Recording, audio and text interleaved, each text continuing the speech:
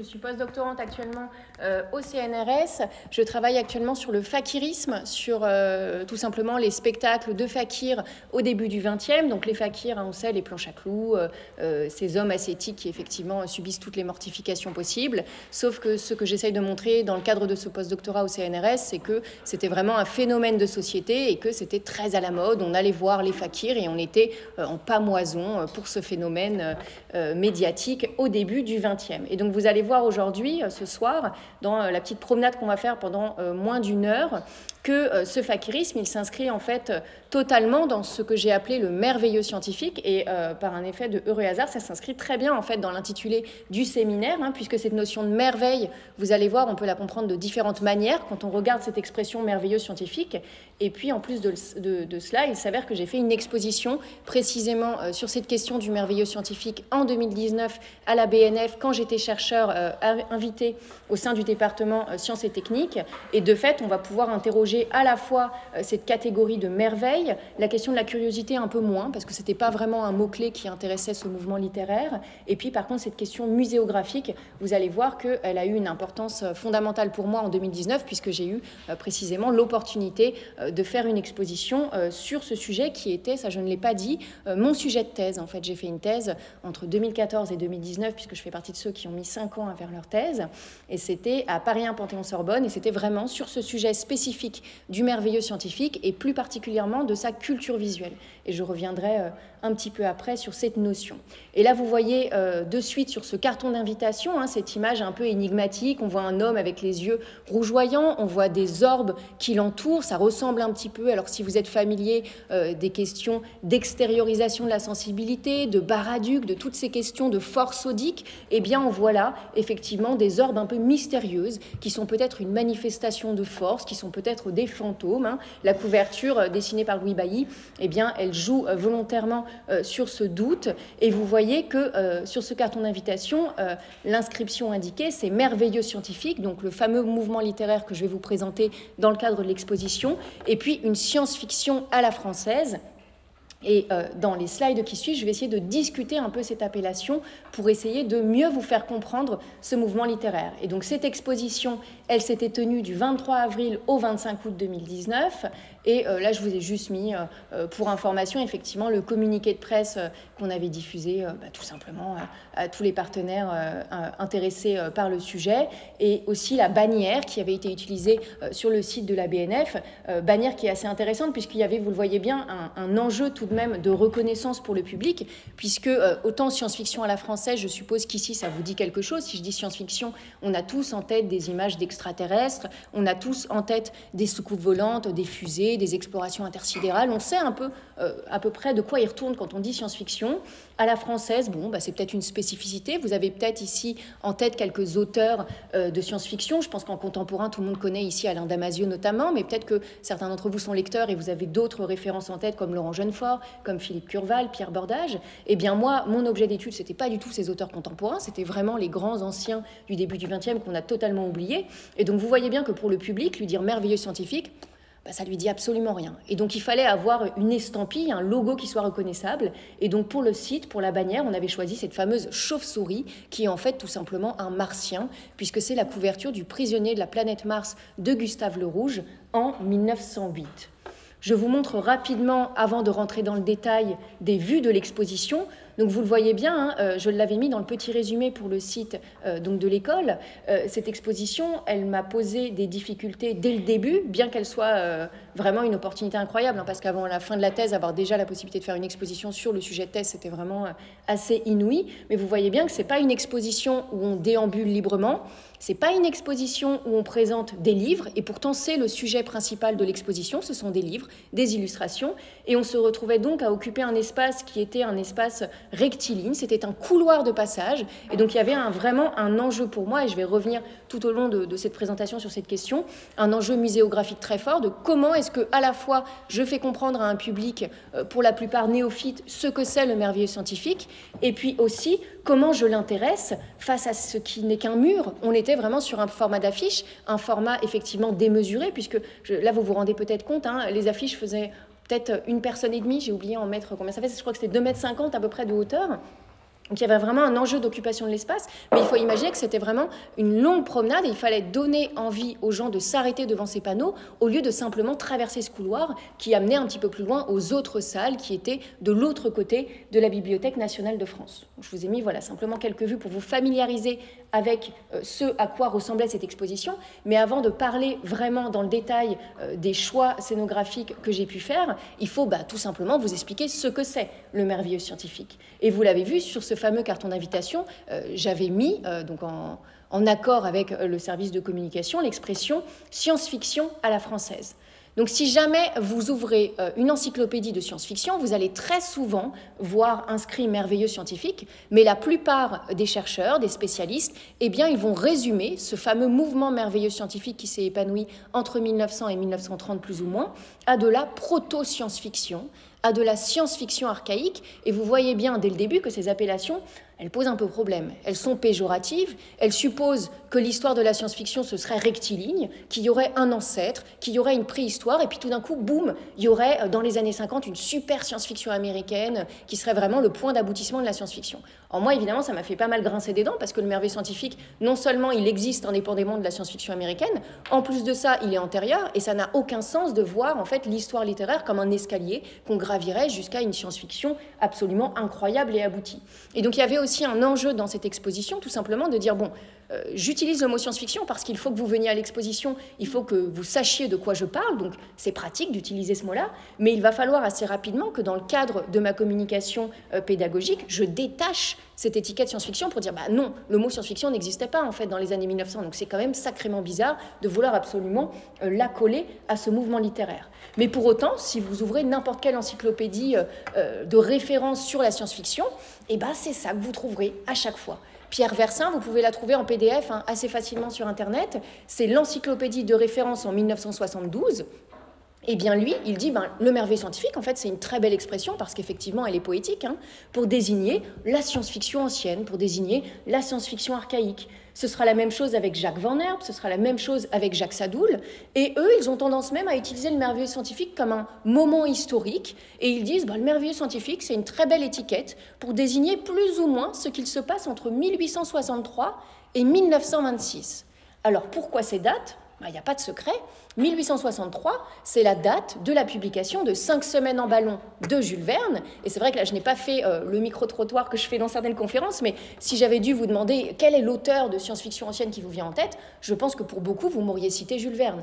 Avec la question de l'exploration des terres creuses, avec la question du tour du monde en 80 jours, on a tendance volontairement à associer Jules Verne à la science-fiction. Alors vous saurez que parmi les spécialistes, ça fait débat, Daniel Compère, tous les spécialistes, le terme de science-fiction, il les embête un petit peu aussi, mais toujours est-il qu'on a tendance à dire, ah oui, peut-être que 1863, c'est la naissance de la science-fiction ancienne. Il y aura plein de disputes dans le milieu. Certains vont vous dire, non, le récit de Gilgamesh qui essaye de devenir immortel, ou alors les récits de Lucien de Samosate, ça peut aussi être une forme de science-fiction ancienne. Mais passons, on s'en fiche. Retenez effectivement que beaucoup de ces encyclopédistes, ils disent 1863, c'est le début du merveilleux scientifique, et ils disent la fin, en toute logique, c'est l'avènement de la science-fiction américaine. Je vous ai mis une autre slide, peut-être que vous connaissez aussi Albert Robida, qui est peut-être un des rares noms qui a traversé un peu la temporalité. Albert Robida, on le connaît généralement bien pour les très nombreuses caricatures qu'il propose en fait du monde français dans les années 50. Lui, il a écrit dans les années 80 et généralement, il fait un saut dans le temps et il imagine en fait tout simplement un futur drôlatique. Le but, ce n'est pas du tout de prophétiser ni d'être un futurologue, c'est simplement de s'amuser avec les déboires que pourrait connaître la société future. Et l'un des poncifs qu'on va souvent retrouver avec Robida, et là vous pouvez déjà le deviner avec les très nombreux fils qu'il y a sur l'image, c'est tout simplement l'électromanie. Il ne faut pas oublier qu'on est à une époque où la peur neurasthénique, elle existe déjà. Donc, en toute logique, Robida, il imagine que dans les années 1950, tout le monde est absolument, complètement rendu anxieux et nerveux par tout simplement cette omniprésence électrique, et il imagine que des dépressifs doivent faire des cures de réhabilitation à la campagne où il n'y a plus aucune électricité. Donc ça, c'était simplement pour vous familiariser avec une iconographie un peu de cette fameuse science-fiction ancienne. Et puis, du coup, ces chercheurs qui disent début du merveilleux scientifique, c'est 1863 et fin, c'est 1926. Pourquoi 1926? Eh bien, parce que c'est le moment, précisément, où vous allez avoir le début des pulps. Alors ça aussi, je pense que c'est sans doute une culture que vous connaissez même de loin, hein, ces couvertures extrêmement criardes, aux couleurs extrêmement... qui retiennent l'œil. Et puis, toujours, ces thématiques hein, qui sont récurrentes, des extraterrestres, des invasions, parfois des femmes en pamoison. Enfin, on a vraiment un corpus qui est assez récurrent et qui touche à tout simplement un imaginaire de science-fiction qui aujourd'hui est vraiment celui qui irrigue nos productions contemporaines. Quand on va au cinéma, on s'attend plus volontiers à voir un univers ressemblant à ces pulps qu'un univers ressemblant à Albert Robida. Et c'est pour ça précisément que tous ces théoriciens ils disent le merveilleux scientifique, on va dire qu'il meurt plus ou moins en 1926 parce que c'est le moment où Hugo Gernsback, qui a été donc un grand fondateur de ces revues Pulps, eh bien, en 1926, je vous ai mis le mot, il va fonder ce barbarisme de science fiction, et puis ensuite, en 1929, il va créer l'expression science fiction, et ça, du coup, ça suffirait à justifier, pour ces différents chercheurs et encyclopédistes, que le merveilleux scientifique se déploie entre 1863 et 1926. Là où il faut quand même faire une nuance, et c'est malheureusement ce que je n'ai pas pu faire donc sur le carton d'invitation de l'exposition, mais c'est ce que j'ai essayé de faire tout au long de l'exposition, c'est de dire, mais attendez, ce terme de science-fiction, de fait, il apparaît après le mouvement merveilleux scientifique, et en plus de ça, il désigne en fait un phénomène totalement différent. Parce que si aujourd'hui vous allez en librairie et que vous voyez des livres science-fictionnels, l'étiquette science-fiction, vous savez de quoi on parle, mais à l'époque, dans les années 30, ça désignait vraiment des réalités totalement différentes. La France, elle n'avait pas justement tout ce que je vous ai énuméré. Il n'y avait pas de courrier des lecteurs. Ceux qui lisaient du merveilleux scientifique, ils ne s'échangeaient pas des courriers. Il n'y avait pas ce qu'on appelle le fandom. Il n'y avait pas du tout de revue comme ça, avec un titre qui soit représentatif. Il n'y avait pas de magazine qui s'appelait le merveilleux scientifique. Et la culture visuelle était très, très, très éloignée l'une de l'autre. Je vous ai mis volontairement, en fait, pour brouiller un peu les pistes, deux images qui se ressemblent. Mais même là, on voit qu'il y a des spécificités françaises qui ne sont pas celles, tout simplement, des pulps américains. Et de fait, de prime abord, la science-fiction et le merveilleux scientifique, c'est vraiment deux choses différentes, au-delà même de l'anachronisme. Et cette question-là que je vous pose, donc de manière, c'est vraiment comme un épiphénomène, vous dire qu'effectivement, le merveilleux scientifique est différent de la science-fiction, c'est quelque chose qui va vraiment obséder les théoriciens de la science-fiction, et chacun, dans chacun des ouvrages qu'il écrira, chacun ira de sa petite définition. Moi-même, j'ai commis cet impair. Quand on écrit sa thèse, il faut bien qu'on propose sa définition de la science-fiction, puisque si on veut dire ce n'est pas de la science-fiction, il faut bien se mettre d'accord sur qu'est-ce que c'est la science-fiction. Et là, je vous ai vraiment fait, j'ai balancé quelques références, mais il y a certains théoriciens qui vont dire la science-fiction, on peut la définir d'une manière généalogique. Donc, par exemple, quelqu'un comme Brian Aldiss, il va dire le récit fondateur, c'est forcément le monstre de Frankenstein en 1818, puisque Mary Shelley est une des premières à imaginer un récit mettant en scène galvanisme, mettant en scène un savant qui dépasse les lois du vivant.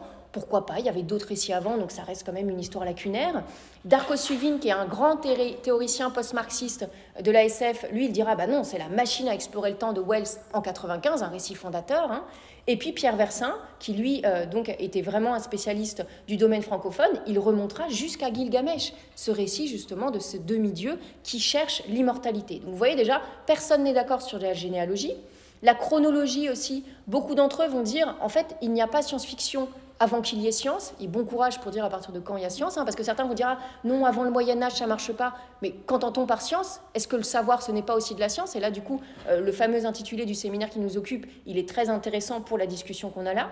Quelqu'un comme Gérard Klein, qui a été vraiment une cheville ouvrière de la SF dans les années 70, il dit la science-fiction, moi je m'en fiche de trouver une définition, mais sa caractéristique, c'est d'être une subculture. C'est un peu daté, cette expression, mais ça désigne effectivement le fait que c'est quelque chose de plutôt souterrain. C'est des communautés qui se réunissent autour d'un objet qu'elles ont peut-être du mal à définir, mais en tout cas, elles ont cette affection en commun, elles ont quelque chose d'une érudition et d'une passion.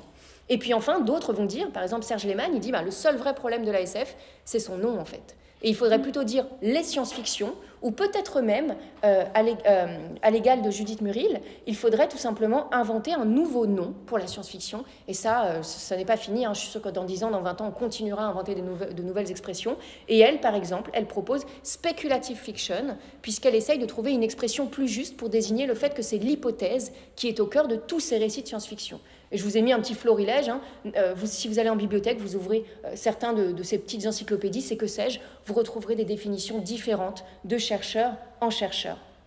En tout cas, moi, ce qui m'a intéressée dans toutes ces recherches que j'ai faites sur la science-fiction, c'était de me dire, où est-ce que moi je me situe par rapport à mon exploration du merveilleux scientifique? Et je me suis rendu compte assez vite que j'étais en accord avec quelqu'un qui s'appelle Brian Stableford, qui est un écrivain en fait britannique de science-fiction, qui écrit des romans très chouettes, mais qui en plus de ça s'intéresse beaucoup au corpus français.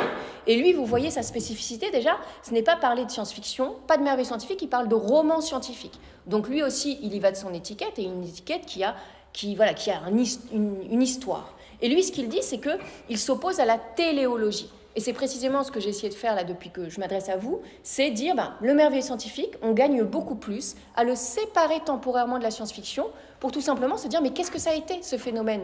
Comment est-ce que ça se fait qu'il est né en 1909? Qu'est-ce qu'il est devenu? Pourquoi il a disparu? Un autre mot que j'ai exécrassé, je ne vous le cache pas, c'est anticipation.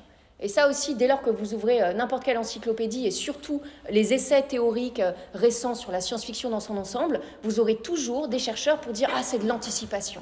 Et ça devient un terme parapluie sous lequel on met tout et n'importe quoi. Et là, je vous ai mis une citation de Maurice Renard qui était vraiment, je vais y revenir, le maître d'ouvrage du merveilleux scientifique. Il le dit mieux que moi, il dit « Je me défends d'anticiper, je préférerais plutôt déborder si j'avais la moindre prétention ».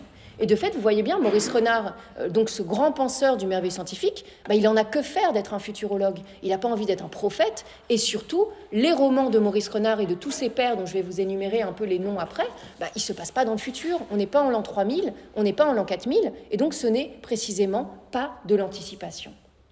De même, est-ce que c'est du roman populaire ? Alors, je ne vais pas me lancer sur ce terrain, mais vous voyez bien que ce merveilleux scientifique, il est difficile à circonscrire, et dès lors qu'on essaye de l'approcher, on a toujours un effet repoussoir, des étiquettes, en fait, sans cesse qu'on veut lui accoler, et qui compliquent sa circonscription. Toujours est-il que, si la question du roman populaire vous intéresse, voilà, je vous ai mis quelques références, et chacun, de même, a sa propre définition du roman populaire. Il y a des disputes internes, paralittérature, infralittérature. On ne sort jamais, en fait, des petites disputes, des petites arguties. Toujours est-il, je vous l'avais dit, que moi j'ai été bien embêtée. Quand il fallait attirer du public pour voir cette exposition et qu'il fallait qu'on fasse de la communication autour de cette exposition, eh bien il fallait fédérer. Il fallait que ce soit rapidement identifiable. Et même si l'image que j'avais choisie pour le carton d'invitation, elle est parlante, elle a quelque chose de mystérieux, quelque chose d'occulte, eh bien elle n'est pas suffisante. De même que si je n'avais mis que merveilleux scientifique, ce n'était pas suffisant non plus. Parce que bon courage pour donner une définition fixe de ce qu'est le merveilleux scientifique, surtout quand vous ne connaissez pas ce mouvement. Eh bien on s'était mis d'accord collectivement, j'avais serré les dents, puisque c'était assez éloigné de ma conception, pour mettre une science-fiction à la française. Et si on regarde un peu la réception médiatique qui a suivi mon exposition, là c'est Télérama, l'Obs, Uzbek Erika, enfin bref, plein de presse, on voit bien que ce qu'ils retiennent à chaque fois, et c'est vraiment la faute, je pense, du titre de l'exposition, c'est les prémices de la science-fiction, voilà, l'ancêtre de la science-fiction, les écrivains français ont inventé la science-fiction, etc., etc. Et donc il y a deux grandes tendances qu'on constate ici. Un désir de futurologie, comme si redécouvrir le merveilleux scientifique, il fallait nécessairement le faire à l'aune de l'intérêt que ça pouvait avoir pour nous. Et par exemple, demain, je participe à une table ronde où c'est comment la science-fiction peut sauver le monde. Et c'est très symptomatique, en fait. Il semblerait que la science-fiction, on la considère toujours comme un sous-objet et on ne s'y intéresse que si elle devient utilitariste. Et on voit cette tentation-là où avoir fait une expo sur le merveilleux scientifique, il faut que ce soit utile, il faut qu'on apprenne quelque chose sur la fin des temps, sur la collapsologie, sur l'écoféminisme, etc., etc. Et l'autre tentation, vous voyez, mais on peut leur excuser, parce qu'évidemment, on ne leur demande pas de l'érudition, on leur demande simplement de se saisir d'un sujet voilà, aussi rapidement qu'ils le peuvent, eh bien, c'est de dire, le merveilleux scientifique, ce n'est jamais que de la science-fiction.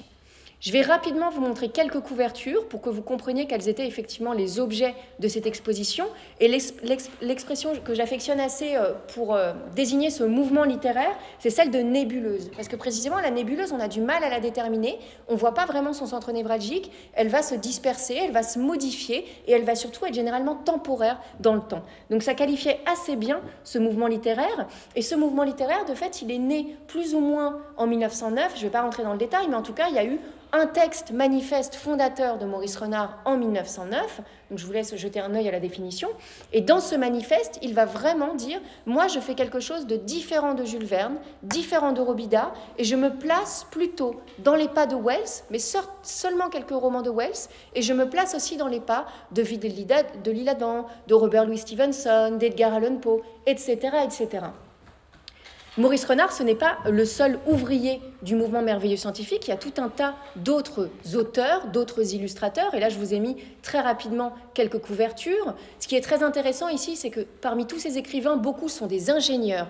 des chimistes, des scientifiques. Donc on voit effectivement qu'il y avait chez eux vraiment l'ambition de faire du roman quelque chose d'heuristique, que le roman puisse être un lieu pour réfléchir à leurs propres pratiques scientifiques. Et pour vous énumérer très vite les thématiques, le lynx, c'est quelqu'un qui est télépathe. La roue fulgurante, on est en 1908 et c'est déjà un récit de soucoupe volante. Et par exemple, le péril bleu de Maurice Renard, c'est un récit d'invasion.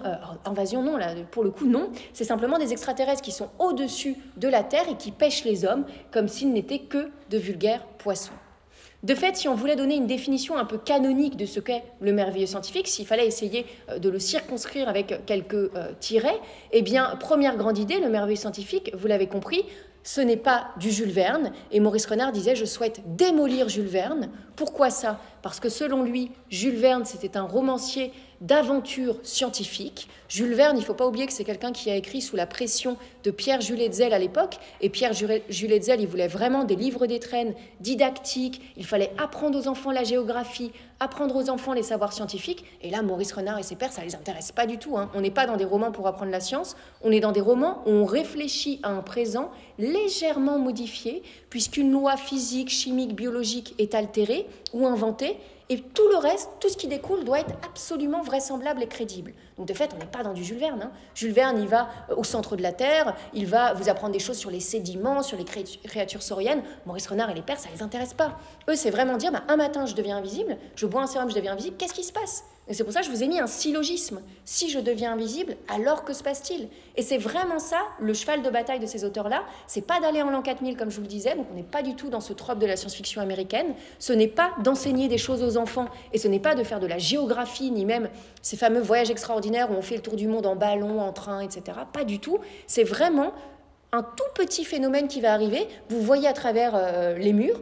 Comment vous allez vous comporter? Qu'est-ce qui va se passer? Est-ce que vous allez en mourir? Comment vous allez évoluer? Ça, c'est vraiment ce que veut faire le récit merveilleux scientifique. Et c'est pour ça, de fait, que Maurice Renard se qualifiait de Charles Perrault moderne.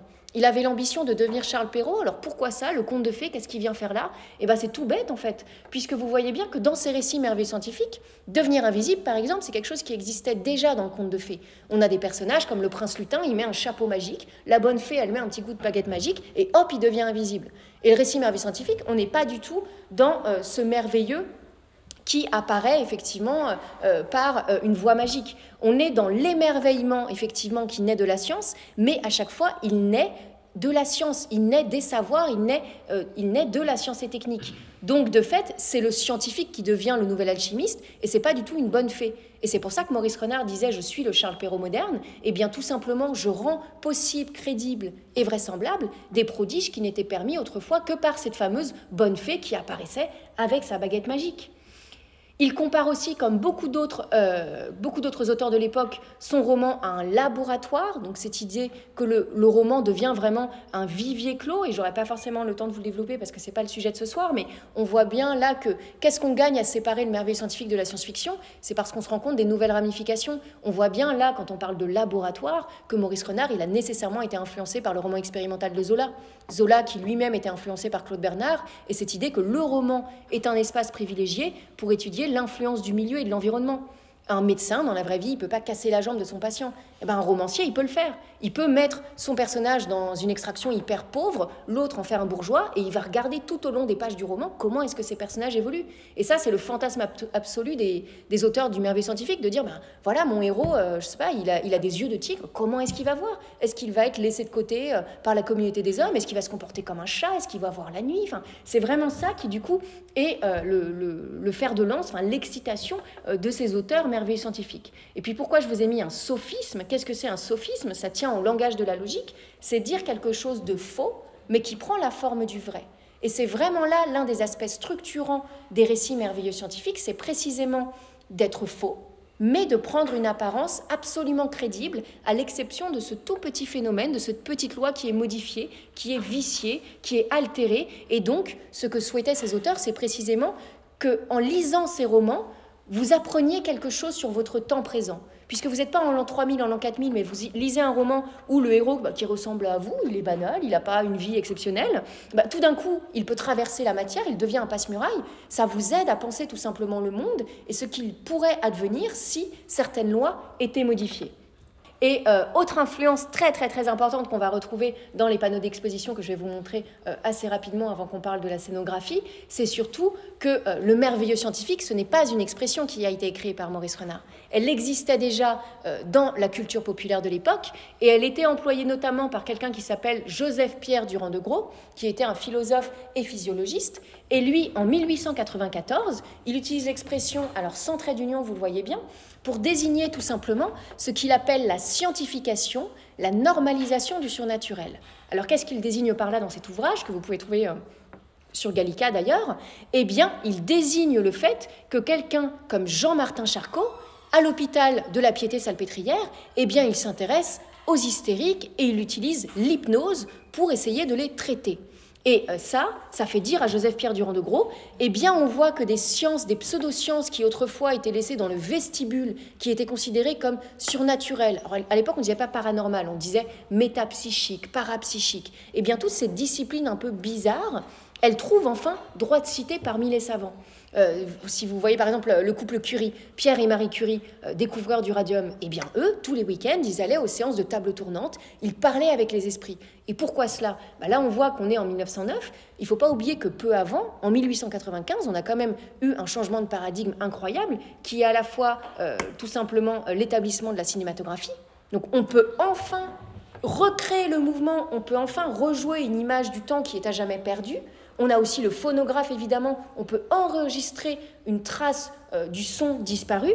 Et puis on a évidemment les rayons X. On peut maintenant voir au travers des corps, on peut voir le squelette. Pour nous, ça nous paraît éminemment banal à une époque où voilà, maintenant on a des discours sur le métaverse et que sais-je. Mais à l'époque, c'était vraiment un changement de paradigme scientifique où il faut se dire que ça a révolutionné à la fois la conception du monde du public, mais aussi de ces savants qui, bien qu'étant astronomes, voilà, chimistes, etc., se sont surpris à se dire mais on fait des découvertes incroyables tous les jours, peut-être qu'on va se rendre compte que ces fameux fantômes avec qui on parle lors des séances de table tournante, ce sont simplement des créatures qui sont dans la 4e dimension.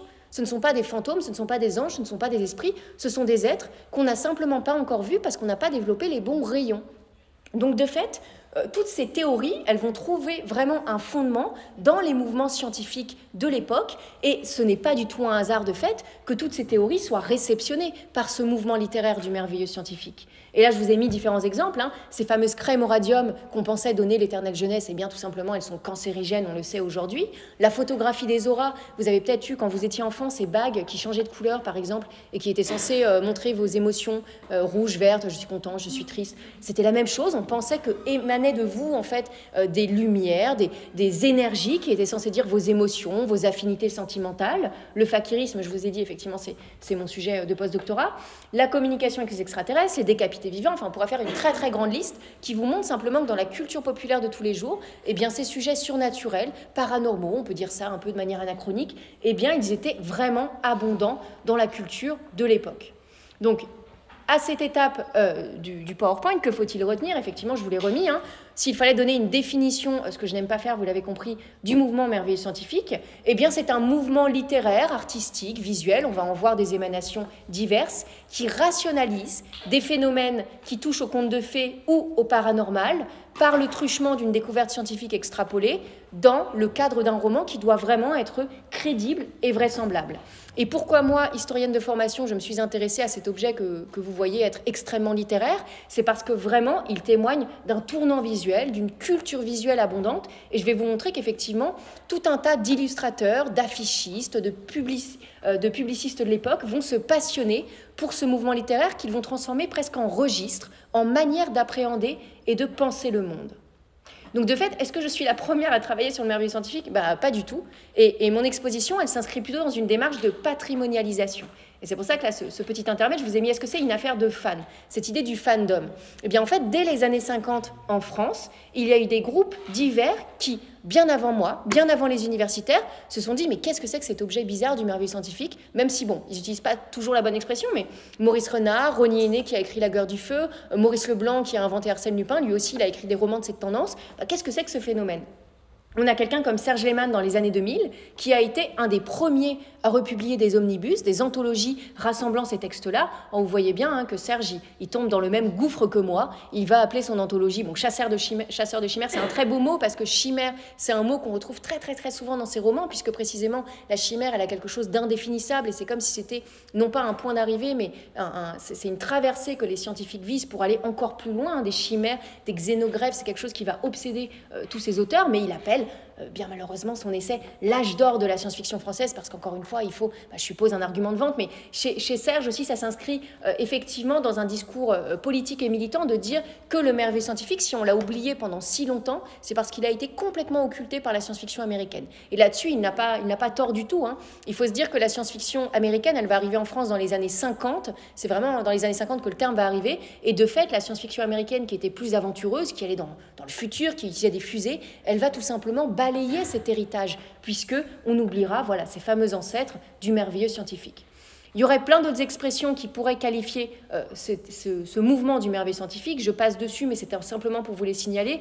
La question de la conjecture romanesque rationnelle, c'est une expression qu'affectionnent tout particulièrement Guy Coste et Joseph Alterac. Ils ont fait une très très grosse encyclopédie en 2019 qui pèse 4,5 kg avec 10 000 entrées sur... Et eux, c'est intéressant parce que c'est entre Rabelais et l'apparition des années fleuves noirs. Donc vous voyez que chacun a sa petite histoire de l'ASF encore une fois. C'est Pierre Versin précisément qui utilisait l'expression conjecture romanesque rationnelle. Et je ne vous lirai pas la définition, mais sachez qu'en tout cas, tout au long de sa vie, il était un peu embêté par cette expression. Il l'a reformée, il l'a retravaillée. Jean-Jacques Briden, lui, qui a été, attention, la première personne à faire une thèse sur la science-fiction. Et on imagine bien que dans les années 50, ça ne devait pas être facile, parce qu'encore aujourd'hui, ce n'est pas évident de faire une thèse sur la science-fiction à l'université. Mais alors, dans les années 50, c'était quelque chose.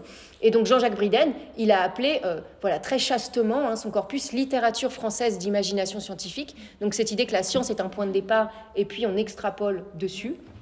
Mais vraiment, le groupe qui a fait émerger ce mouvement du merveilleux scientifique, eh bien, c'est le fandom, c'est ceux qu'on appelle les amateurs, c'est ceux qu'on appelle les érudits, qui en fait, depuis souvent plus de 40 ans, 50 ans, depuis en fait leur puberté, leur adolescence, eh bien, ils rassemblent toute une quantité de fanzines, ils rassemblent des romans qui piochent dans les brocantes, ils sont vraiment comme des Indiana Jones de l'érudition, ils cherchent, ils collectent, et surtout, ils ont le mérite de rassembler dans ce qu'on appelle des fanzines, des bulletins. Là, vous en avez un exemple, bulletin des amateurs d'anticipation ancienne et de littérature fantastique.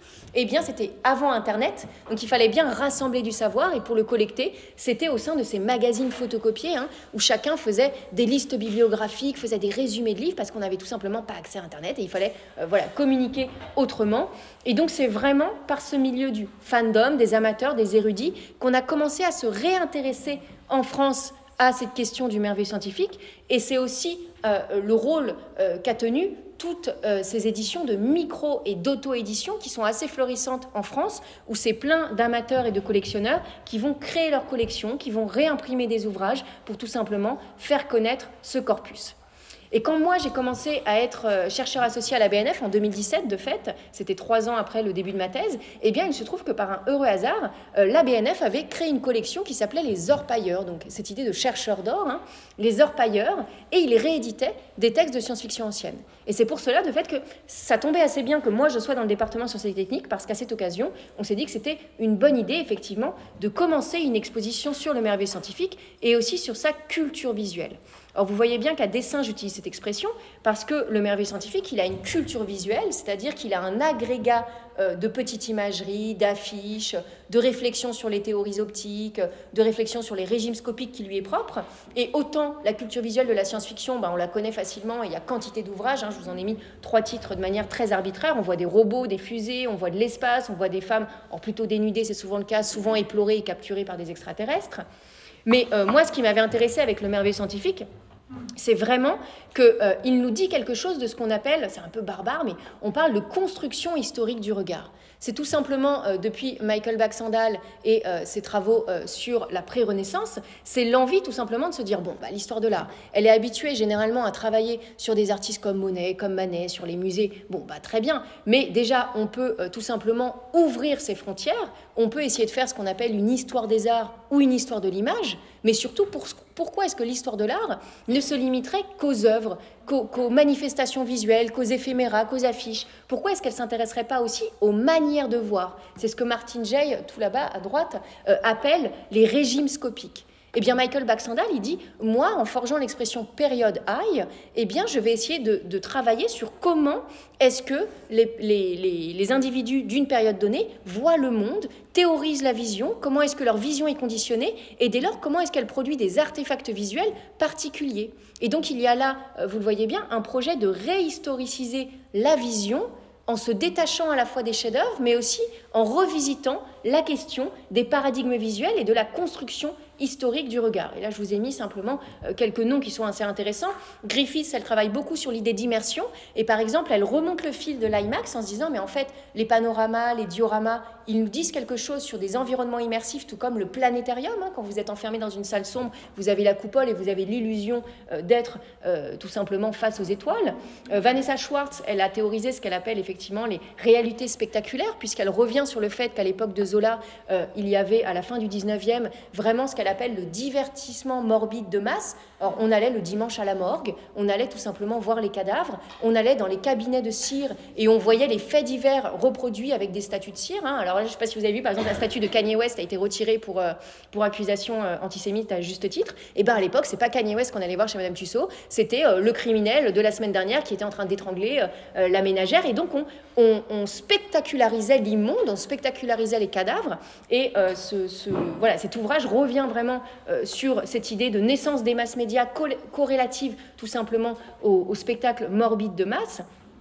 Et puis surtout, la culture visuelle, elle a l'avantage de s'ouvrir à cette notion d'artefact visuel. Et là, je vous ai mis un tout petit échantillon, simplement pour vous montrer qu'effectivement, le merveilleux scientifique, c'est pas juste des romans, c'est un florilège abondant d'images et d'imagerie. Il faut, pour essayer de recomposer l'histoire de ce mouvement, autant aller voir du côté de l'imagerie scientifique, aller voir du côté des BD, aller voir du côté des couvertures de romans. Et ça forme donc tout ça une multiplicité de supports, puisque là, je vous ai mis un petit florilège. On a une affiche, par exemple, c'était ces fameuses affiches qu'on placardait au mur dans la rue pour donner aux gens envie de lire le journal le matin. Vous avez ici ce qu'on appelle un récit sous image, qui est en fait une BD à l'ancienne. Je vous ai mis un fascicule, alors je ne vous ai pas rapporté parce qu'ils sont hyper friables, mais il faut imaginer, le fascicule, c'est grand comme ça, donc ce n'est pas un petit format. Je vous ai mis une publicité suggestive, puisqu'à l'époque, on se rend compte effectivement, c'est en 1913, on commence à théoriser la publicité suggestive, et donc l'idée que la publicité, tout simplement, elle a un impact psychologique sur le consommateur. Je vous ai mis des revues étrangères, je vous ai mis des couvertures de romans, tout ça simplement pour vous montrer que le mouvement merveilleux scientifique, cette appellation si poétique, elle est très utile pour déterminer une manière de concevoir le monde au début du XXe. Et je vais très rapidement passer, parce que j'aimerais vraiment venir au panneau d'exposition, vous montrer qu'effectivement, parmi, par exemple, toutes les thématiques qu'on peut visiter et qui ont trait au roman merveilleux scientifique, c'est par exemple la question de voir le temps qui passe, la question des optogrammes.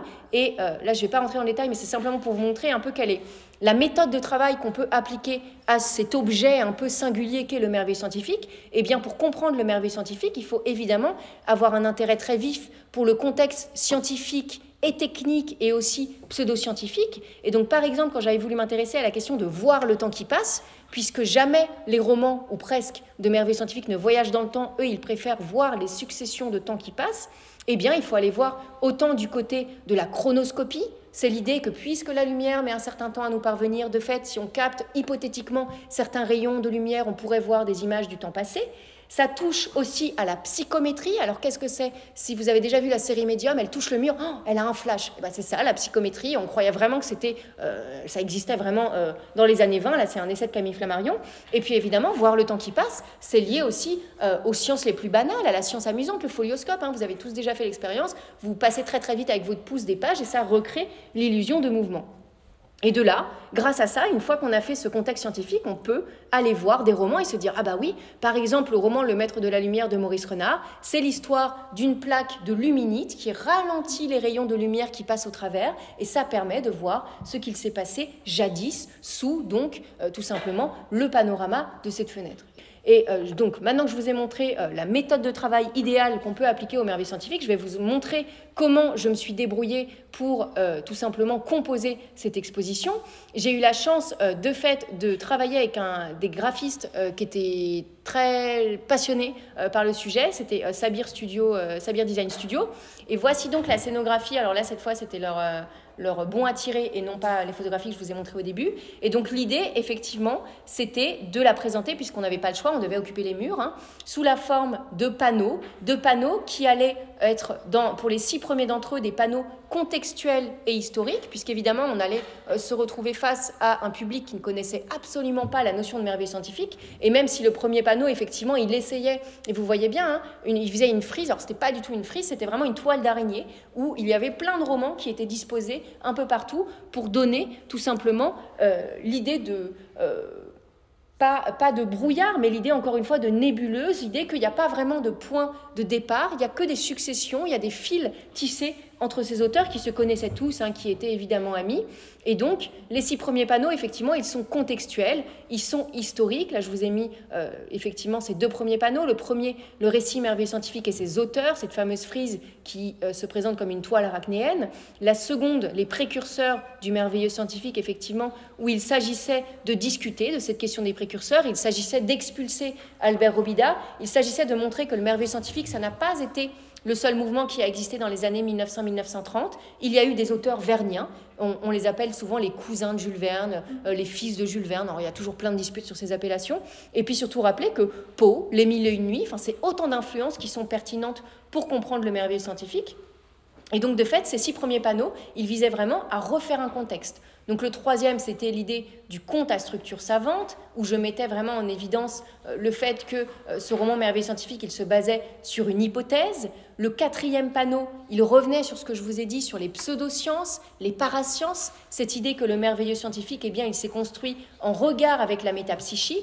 Le 5e panneau, il portait vraiment sur le paysage littéraire et il essayait de faire comprendre au public, à l'aide d'images très nombreuses, qu'il y a eu tout un tas de collections qui a publié du merveilleux scientifique, même si aucune d'entre elles n'a jamais fait une collection qui s'appelle Le merveilleux scientifique.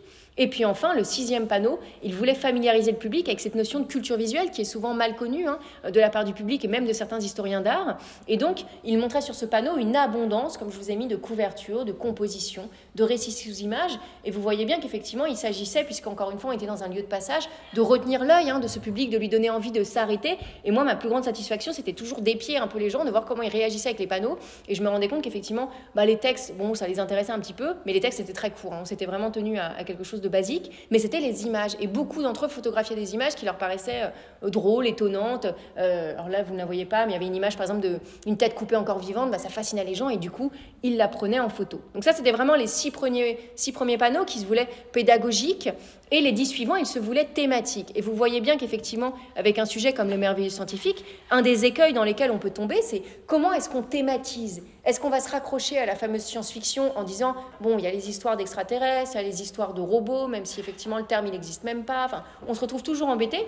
Mais évidemment, je pense qu'il faut mettre un mouchoir sur ces difficultés-là quand on se retrouve à vouloir s'adresser à un public néophyte, un public qui ne connaît pas, puisqu'il ne faut pas oublier que la BNF, c'est pas que des littéraires. Il y a tout un tas d'érudits et de chercheurs d'extraction différentes. Il y a des publics qui viennent pour visiter des expos et il y a des enfants. Il y a un public très, très, très divers. Et donc, il fallait vraiment que ce soit accessible à plein de niveaux différents.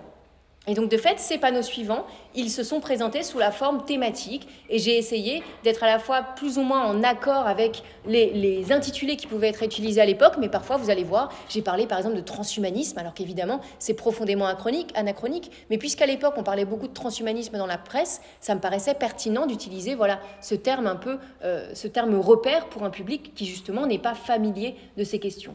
Donc là, vous voyez, effectivement, il y avait des panneaux sur les nouveaux mondes, cette idée d'aller dans l'espace, cette idée d'aller dans le ciel, les voyages dans l'infiniment petit. On devient tout petit pour aller dans le corps humain, on devient minuscule pour aller voir les insectes, ou encore voyage dans le temps. Et comme je vous le disais, sur ce panneau-là, je questionnais le fait que c'est vrai que quand on dit science-fiction, on pense souvent à des voyages dans le temps, on pense à Wells, on pense là aujourd'hui avec des blockbusters comme Looper, enfin on a plein de récits de voyages dans le temps. Et le merveilleux scientifique, il ne voyage pas dans le temps, il regarde le temps qui passe, c'est encore autre chose. Et puis, fin du monde, on a toute une quantité de récits, de cataclysmes. Et donc, de fait, ces 10 panneaux suivants, ils égrenaient des grands thèmes qui se voulaient un peu fédérateurs, des thèmes qui pouvaient interpeller le public. Sauf que vous voyez bien, les panneaux, ils étaient pensés selon 3 scansions à chaque fois. Il y avait 2 thématiques littéraires. Donc là, vous voyez, par exemple, Savant fou, on a rayon d'un côté, on a microbe de l'autre. Il y avait un focus scientifique, l'idée de dire « Ah oui, pour bien comprendre ce sujet, il faut aller voir ce qui se passait en microbiologie et en spectrographie. » Et à chaque fois, il y avait un focus sur un auteur qui était particulièrement représentatif d'une des thématiques déployées sur le panneau. Et là, vous le voyez par exemple ici, en quête de nouveaux mondes, il y avait un encart explicatif sur la question de rêverie cosmique, il y avait 2 thème ici littéraire autour de aller sur d'autres planètes et communiquer avec d'autres planètes, et puis un encart sur un ouvrage qui était particulièrement significatif de ces thématiques.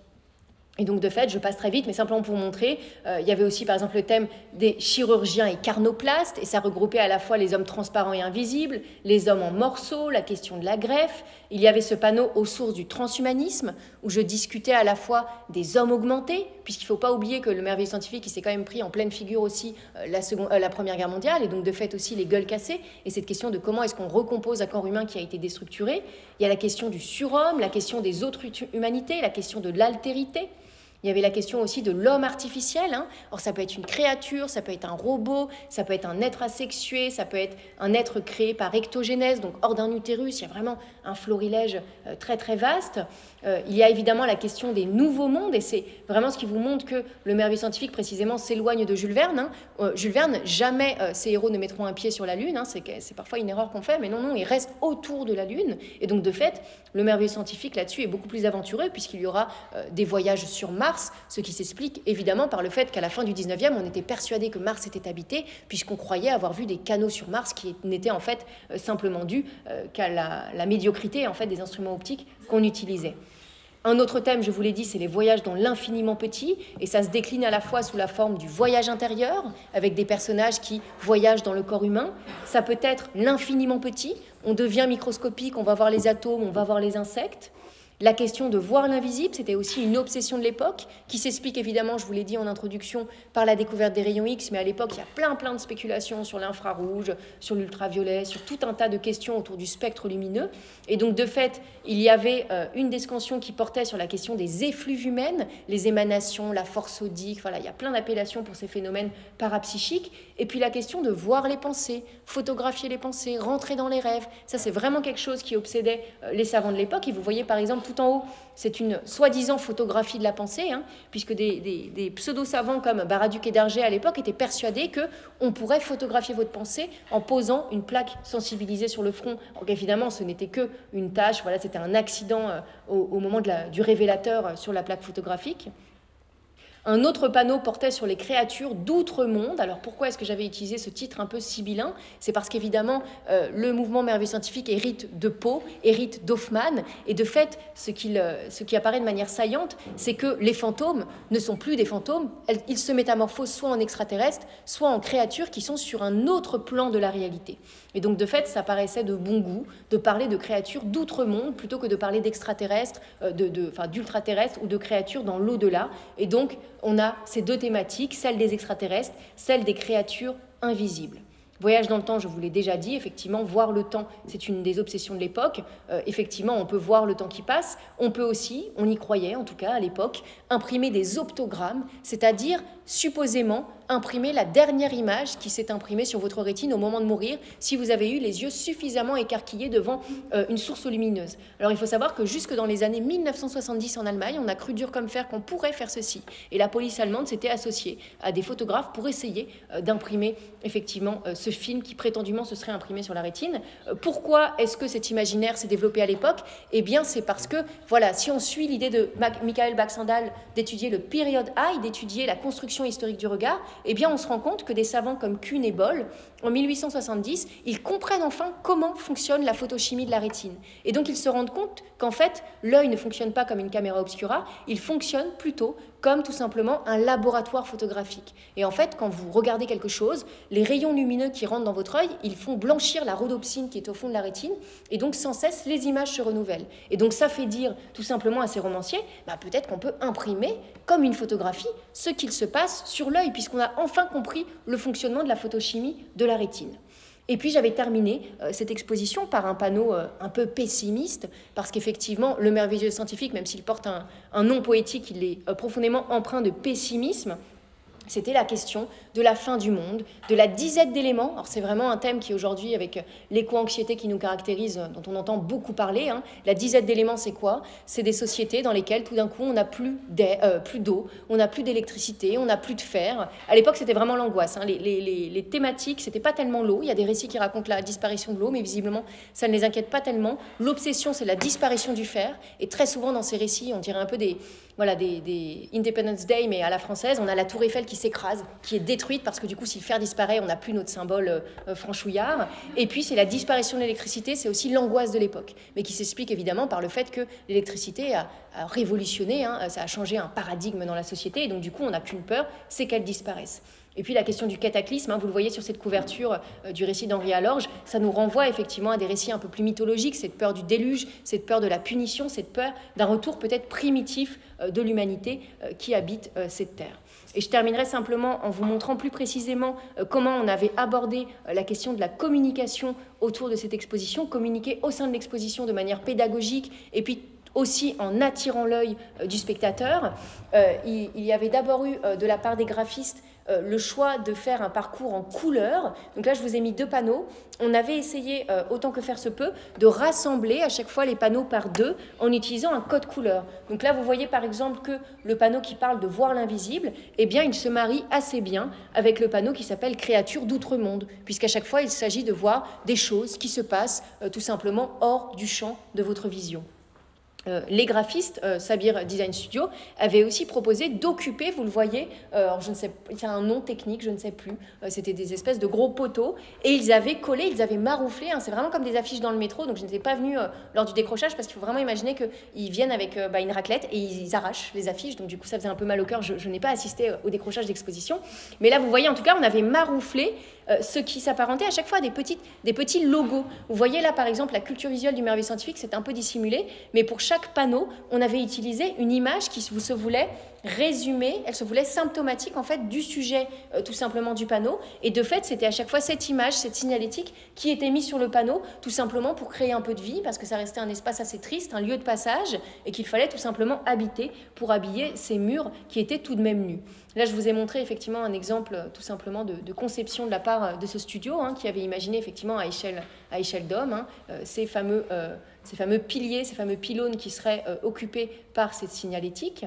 Et puis, vous le voyez, il y avait aussi, en tout cas, c'est ce qui avait plu à pas mal de visiteurs, une question sur le jeu d'échelle, parce que je vous ai montré qu'effectivement, au sein de l'exposition, j'ai reproduit beaucoup de couvertures de romans, d'affiches, mais en fait, les couvertures de romans, à échelle 1, c'est ça. Et elle se retrouvait tout d'un coup démesurément reproduite. Elle devenait gigantesque. Et donc c'était vraiment des scans à 1200 dpi. Enfin, il y avait vraiment un enjeu que moi j'ai totalement découvert à cette occasion, parce que c'est pas ma spécialité du tout, la question. Maintenant c'est devenu, du coup je m'y connais un petit peu en scan, mais à l'époque c'était vraiment un milieu qui m'était étranger. Et du coup il y avait un enjeu de lisibilité de l'image. Mais c'est vrai que moi j'ai une angoisse première qui était de me dire, est-ce que l'image va encore avoir sa force de frappe? Puisque dès lors qu'elle change d'échelle et que cette image qui est séduisante quand elle est petite et qu'on peut la tenir dans la main, est-ce qu'elle va encore être attractive quand elle devient gigantesque, quand elle prend 10 fois sa taille? Eh bien, heureusement, il y avait encore une forme de poésie et ça attirait encore même mieux l'œil. On voyait encore mieux, en fait, le jeu des couleurs de la part des illustrateurs.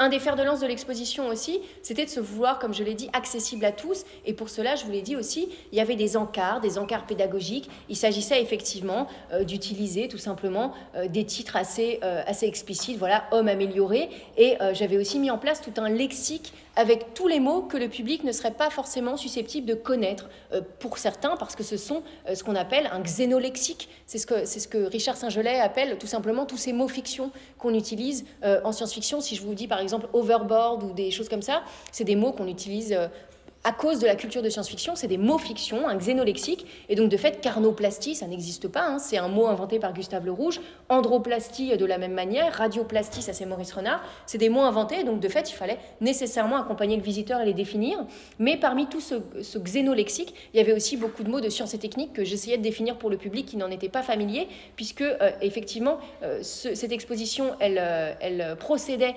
tout simplement du fait que j'étais chercheur associé au département sciences et techniques, mais de fait, elle a été constituée en étroite collaboration avec le département de littérature, et c'était un peu le moment de rencontre de rencontres vivifiantes entre ces deux départements, parce que de fait, il y avait un enjeu pédagogique en sciences et techniques, et montrer comment est-ce qu'on gagnait vraiment à redécouvrir cette manne littéraire en s'intéressant aux sciences, aux techniques et au savoir. Et de fait, l'exposition, elle essayait autant que possible de montrer par l'image que cette culture, elle était déjà, sans que le spectateur le sache totalement, partagée, qu'il avait déjà des repères. Et ça a été... c'est vrai que sur ces petites reproductions, c'est pas forcément facile de le voir, mais en fait, les graphistes ont fait un travail vraiment de fourmi, où en arrière-plan de chaque panneau, alors là, ça se voit peut-être un tout petit peu, là, par exemple, sur les panneaux verts, ils avaient inséré, comme dans une nuée, comme dans un brouillard, plein de petites images. Là, vous voyez une fusée, par exemple, une fusée française. Hein, c'était une fusée qu'on pouvait voir dans une exposition universelle dans les années 30. Vous avez ici une créature un peu étrange, qui est en fait une créature marine qui attaque un sous-marin. Et c'était donc différentes images qui étaient vraiment typiques, qui étaient représentatives du merveille scientifique, qu'on avait insérées discrètement, tout simplement en arrière-plan des panneaux, pour montrer qu'effectivement, même si le merveille scientifique, on ne le connaît pas, il forme un paysage qu'on voulait inviter effectivement le spectateur à découvrir. Je vous l'ai dit aussi, pour montrer que cette culture, elle était partagée, il fallait utiliser tout simplement des expressions de tous les jours. Celle du transhumanisme, elle est quand même relativement connue aujourd'hui. Celle du savant fou, ça parle à tout le monde. Et puis surtout, chaque panneau était constitué de petites citations où, mais de manière assez discrète, il ne fallait pas que ce soit trop visible, on avait intégré de ci, de là des extraits de livres pour donner tout simplement envie aux gens de lire, puisque l'un des grands enjeux d'une bibliothèque comme la Bibliothèque nationale de France, c'est effectivement à la fois d'avoir une vocation de patrimonialisation, mais aussi d'exhumation, vous le voyez bien. Donc on avait fait à la librairie une table tout simplement avec des rééditions de romans pour montrer aux gens que voilà, ils pouvaient les redécouvrir et que évidemment ils pouvaient aussi chercher sur Gallica tous ces textes qui étaient numérisés. Donc j'en viens enfin à ma conclusion, effectivement, qui reprend certains éléments clés sur ce qu'est le mouvement merveille scientifique et sur cette exposition. Donc ça a été plus difficile de le montrer dans l'exposition de la BNF, mais il y avait un enjeu, effectivement, de rappeler que le milieu des érudits, ce fameux milieu du fandom, il m'avait précédé dans la redécouverte du phénomène, et c'est pour ça tout de même que je les avais étroitement associés à l'exposition et aux différentes manifestations comme le colloque, par exemple. Il s'agissait aussi de discuter dans certains panneaux de cette simplification qui voudrait effectivement que le merveilleux scientifique ne soit que de la science-fiction, ne soit que de l'anticipation. Et donc à petites gouttes, j'essayais de cerner ma graine dormante sans évidemment essayer de faire un cours procédural, quelque chose de trop lourd. Il s'agissait simplement de donner des pistes de réflexion aux visiteurs. Il s'agissait aussi de révéler tout simplement en distinguant le merveille scientifique de la science-fiction que le merveille scientifique, il a des liens étroits au roman expérimental, à ce que j'ai appelé la métapsychique et puis au conte de fées. Et puis surtout par le mariage entre ces départements qui sont les départements de la littérature, le département des périodiques et le département des sciences et techniques, de montrer qu'effectivement, dès lors qu'on essaie de cartographier un mouvement littéraire, on ne peut pas s'abstraire tout simplement du contexte historique, sociologique, scientifique qui a été le sien.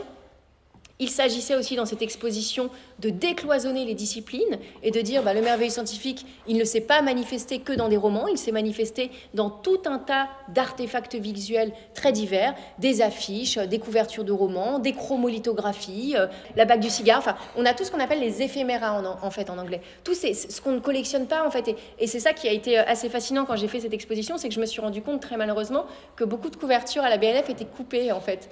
Et c'est pas dû au conservateur actuel, c'est parce qu'il y a quelques décennies, on considérait que ces fameux romans populaires, on les conservait en dépôt légal, mais ils n'étaient pas vraiment précieux. Et de fait, parfois, on coupait les couvertures. Et parfois, quand j'ai voulu scanner, heureusement, j'avais mon fond et le fond des amis, mais parce que parfois, les couvertures n'existaient plus. Elles avaient été coupées parce qu'elles étaient considérées comme n'ayant pas d'importance. Donc, vous voyez bien qu'il y avait un enjeu très fort de ces images, elles ont une force de frappe, elles ont une force visuelle, elles nous disent quelque chose d'un imaginaire au début du XXe. Et donc, il y avait vraiment un enjeu très fort de les remontrer tout simplement au public. Et puis là, je ne voulais pas montrer, mais dans certains panneaux, par petites touches, je voulais aussi montrer les ramifications contemporaines du merveille scientifique, puisqu'il y a aujourd'hui plusieurs auteurs, comme par exemple, je ne sais pas si vous connaissez Alex Alice et le Château des Étoiles. Lui, il se recommande de l'appellation merveille scientifique dans un sens tout autre, mais ça montre bien qu'elle a fait florès cette expression dans certains univers. Et puis Serge Lehmann, notamment, je ne sais pas si vous connaissez aussi, qui a fait la BD La Brigade Chimérique et qui, lui, reprend tous ces personnages du merveille scientifique pour en faire des super-héros à la française. Je vais donc reprendre un peu ces éléments d'introduction, mais pour vous montrer que cette difficulté, elle n'est pas résolue. voulu, c'est qu'effectivement, il y avait un enjeu très fort à la fois de rendre pédagogique un mouvement qui était complètement inconnu du public, mais qu'il fallait aussi se heurter à une scénographie et à un mode d'exposition qui était extrêmement aride, puisque faire des affiches, enfin, il y avait vraiment quelque chose dans les premiers temps où je me disais, on est vraiment comme si on était dans le métro et qu'on était face à une succession d'affiches, on ne va pas avoir spécifiquement envie de s'arrêter, encore moins s'il y a trop de texte. Et donc c'est vraiment pour ça que j'ai eu de la chance d'être accompagnée par une chargée d'exposition, Valérie Prébeau, qui était beaucoup plus érudite que moi sur ces questions, et j'ai eu du coup voilà, un groupe de travail autour de moi qui m'a aidé tout simplement à sortir ce discours de la thèse pour en faire quelque chose de pédagogique, d'accessible, des textes extrêmement courts, percutants, accessibles, avec du lexique, des définitions, et puis surtout des thèmes fédérateurs. Et comme je vous disais, c'est pour ça quelque part que parfois, il faut savoir mettre son mouchoir sur certains chevaux de bataille qu'on a dans nos recherches universitaires. Et effectivement, si pour attirer du monde et surtout faire comprendre de manière un peu plus limpide ce qu'est le merveille scientifique, il faut dire science-fiction à la française, et ben, il faut faire une concession. Et puis, on voit bien que de toute façon, ça n'empêche pas la compréhension. Et quelque part, ça renouvelle un peu l'envie du public de découvrir ce passé perdu, cette Atlantide littéraire, comme l'appelle Serge Lehmann. Et je pense que je vais m'arrêter là.